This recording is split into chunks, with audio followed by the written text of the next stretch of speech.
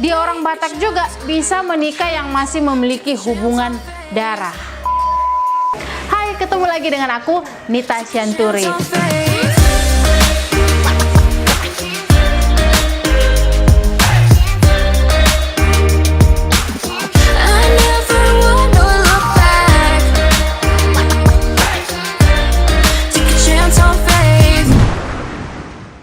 Kali ini kita masih bicara tentang seputar suku Batak. Dang nalau pamalo-malo na udah. Tapi aku ini bicara soal pengalaman pribadiku aja ya kan. Karena memang sangat unik menurutku hal-hal yang kubicarakan ini. Jadi kalian tahu dimanapun orang Batak itu pasti langsung ketahuan. Kira-kira kalian tahu nggak kenapa? Muka peta? No. Yang logat bicaranya kayak aku ini agak-agak nekan katanya, atau mungkin mar pasir-pasir. Nggak juga, karena nggak semua orang Batak seperti itu ya kan. Karena kebetulan aja aku tinggal di kampung, terus biasa berbicara Batak, jadi ngomongku kayak begini. Atau kayak dia yang suaranya tinggi. No, nggak semua orang Batak itu suaranya sehebat Judika dan sebagus Judika. Contohnya kayak aku, kalau aku nyanyi bisa kalian nanti pingsan. Tapi orang Batak bisa langsung ketahuan dimanapun berada, sekalipun dia berada di luar negeri, di dalam negeri, di Toro di Tano, pasti langsung ketahuan orang Batak. Kira-kira kenapa? Udah tahu kalian Udah tahu? Udah kalian pikirkan dari tadi? Sekalipun orang itu sudah kelahiran di Batak ya kan, kelahiran di Jawa kah, kelahiran di California kah, atau kelahiran dimanapun dia, kalau orang Batak pasti ketahuan. Udah tahu kalian? Belum tahu juga? Oke lah, aku kasih tahu sama kalian Yang pertama, kenapa orang Batak itu bisa saling tahu bahwa dia itu orang Batak itu karena marganya. Udah mikir belum tadi sebelumnya? Pasti kalian juga udah tahu kan kalau setiap orang Batak pasti punya marga. Betul.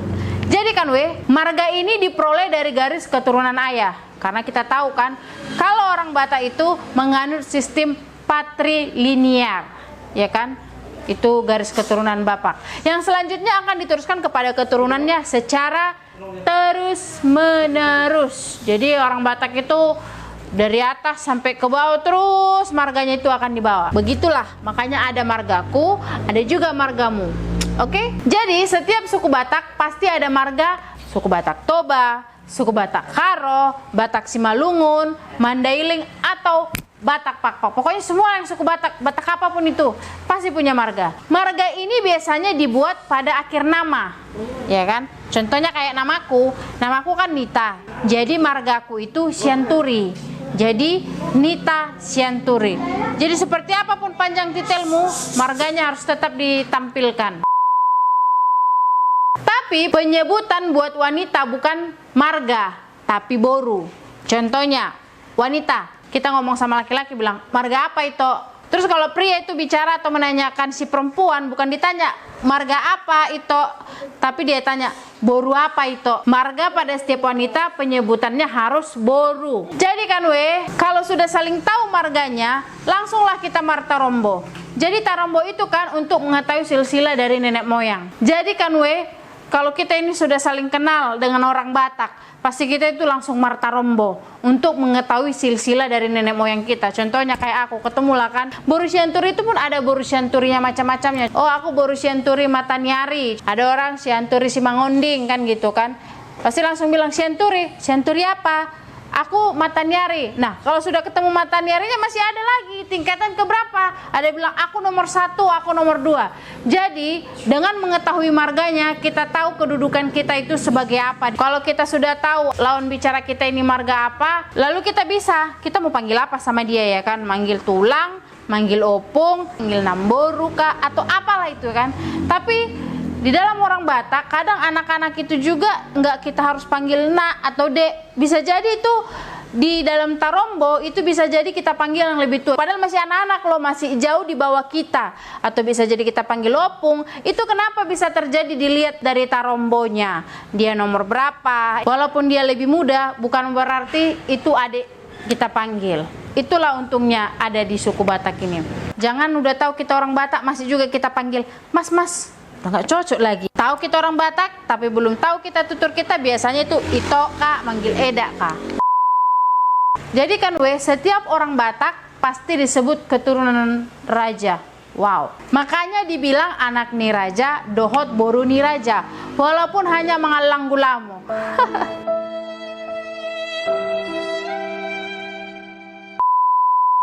Dan laki-laki pasti akan disebut sebagai raja yang bisa memerintah ratusan orang, tapi tidak sembarangan orang bisa menjadi raja. Bukan karena punya harta atau punya jabatan yang tinggi untuk bisa menjadi seorang raja. Dan juga bukan karena usia. Bahkan mereka yang punya titel, jabatan, harta, pasti akan nurut sama tuh raja. Keren kali ya. Katanya tadi nggak punya kerajaan, tapi kok bisa ya orang-orang tinggi bisa nurut sama dia. Kira-kira tahu kalian apa menjadi syaratnya untuk bisa dipanggil raja? Setauku sih harus sudah menikah. Tahu kalian kan raja apa itu? Ya betul, yaitu Raja Parhata. Nah itulah namanya Raja Parhata, tapi nggak pakai mahkota, cukup pakai Mandarhela. Sih keren kan? Nah kalau Boruni Raja tidak akan pernah dipanggil jadi ratu.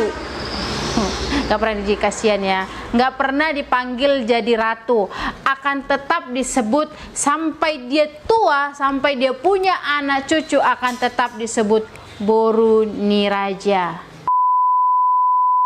Sekalipun orang Batak tidak memiliki hubungan darah, tapi antara pria dan wanita tidak sembarangan menikah. Tahu kalian nggak ada pun hubungan darahnya kan? Contohnya kau suka dengan si B, nggak ada hubungan darahmu, bisa kau itu nggak boleh menikah. Itu tahu kalian kenapa? Konteng kali cowok itu pas Marsita dan samarga sama kita. Ago emang parsudaki. Nah itulah yang dinamakan Tarito, artinya satu marga dengan kita sendiri. Wow, tajir kali, imbang-imbang cowok non Paris. Pas marjalangan, samarga pula sama mama awak. Itu yang dinamakan tertulang. Bukan mendonorkan tulang ya, tapi artinya si laki-laki satu marga sama mama kita. Itu dari sisi aku perempuan ya. Marpadan, bukan karena ada orang laki-laki punya mobil sedan terus kita marpadan sama dia, bukan ya. Jadi marpadan itu kayak ada itu sumpah pada nenek moyang. Jadi tahu kalian marga-marga yang marpadan itu. Kau bacalah di sini, kau baca juga di sini. Jadi kau kenali margamu sama yang kau sukai, laki-laki atau perempuan yang kau sukai, kau lihatlah. Kalau kira-kira marpadan, jauh-jauhlah, jangan kau dekati dia, bahaya. Terus tadi kan dibilang tuh, menikah yang tidak punya hubungan darah, tidak boleh. Karena yang tadi ya, ada 3 faktor. Tapi biar tahu kalian di orang Batak juga bisa menikah yang masih memiliki hubungan darah, ya kan? Jadi dalam suku Batak ada namanya Pariban. Jadi Pariban ini adalah anak dari tulang atau anak dari Namboru. Jadi gini kalau ada Namboruku, saudara kandung ayahku. Jadi gini, saudara kandung ayahku punya anak ganteng, mapan, baik, bertanggung jawab, boleh kami menikah. Padahal kan masih ada hubungan darahnya kan. Nah atau mungkin kalau si laki-laki boru tulangnya, ya kan, cantik dia, body aduhai, punya karir pula, boleh menikah. Padahal itu masih punya hubungan darah walaupun tidak secara langsung ya. Jadi bagi orang Batak kalau menikah itu ada yang disebut dengan sinamot. Tahu kan? Kalau orang Batak itu udah tahu ya apa itu sinamot ya. Sinamot adalah harga atau uang yang diberikan oleh pihak laki-laki kepada pihak perempuan ketika akan melaksanakan pernikahan. Dalam adat Batak, sinamot wajib diberikan kepada pihak pengantin perempuan sebagai tanda membeli atau mengambil anak perempuan untuk dijadikan pendamping hidup pengantin pria tersebut. Katanya sih, semakin tinggi sekolah atau semakin tinggi Boruni Raja itu, sinamotnya akan semakin tinggi.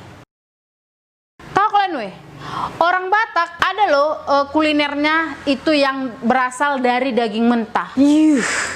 No, bukan zombie. Jadi di tempat orang Batak itu atau di suku orang Batak itu ada makanan khas yang bahan dasarnya itu ikan mas. Tapi ikan mas itu tidak dimasak, melainkan hanya diasami dengan jeruk nipis dan diberikan bumbu dapur.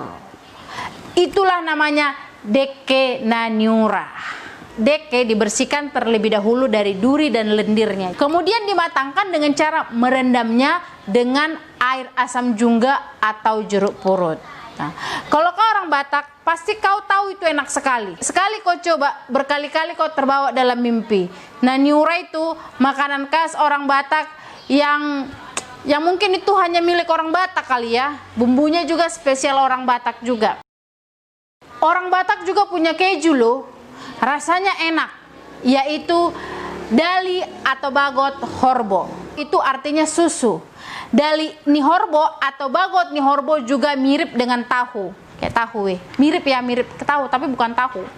Makanan khas Batak dari Tapanuli ini merupakan air susu kerbau yang diolah secara tradisional. Keju Batak ini merupakan makanan yang mudah diolah serta memiliki rasa yang nikmat dan khas pada panca indera pengecap kita.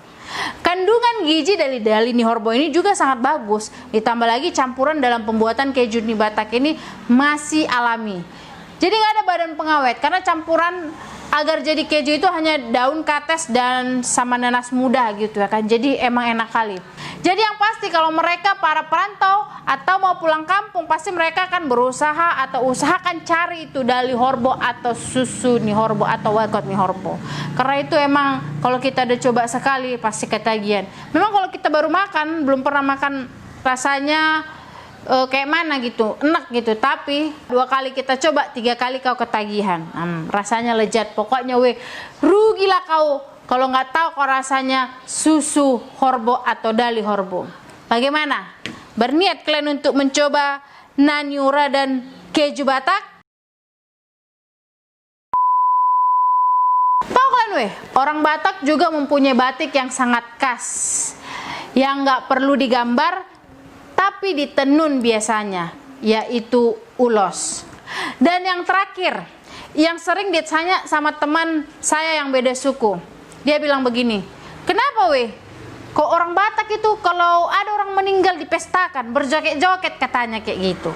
Memang banyak kita temui ya kan, di orang Batak itu kalau ada orang meninggal itu dipestakan, dikasih musik ya kan, ditortorin gitu. Tapi itu bukan sembarangan orang meninggal. Seperti yang sudah pernah kita bahas, istilah-istilah orang Batak, kenapa mereka dipestakan dan ditortorkan, bisa dilihat di video yang sebelumnya. Jadi sebenarnya masih banyak lagi fakta-fakta unik seputar orang Batak. Fakta-fakta yang saya ungkapkan itu adalah hal-hal yang biasa ditanyakan sama temanku yang beda suku. Jadi saya uraikan di sini. Sebenarnya masih banyak lagi. Karena semakin kita mengenal orang Batak, semakin kita mengenal suku Batak, semakin banyak ternyata yang belum kita ketahui. Jadi jangan berhenti untuk belajar mengenai suku Batak, karena belajar suku Batak sangat menarik dan sangat unik. Jangan lupa like, komen, subscribe, dan yang pasti hidupkan tanda lonceng biar tahu kalian kalau si Nita sudah muncul. Oke, sekian dari saya. Terima kasih.